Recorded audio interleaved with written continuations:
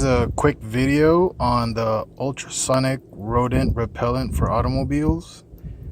It's a 2-pack. I got this from Amazon. Some mice or chipmunks or squirrels came and chewed up some wires, and pretty expensive repairs.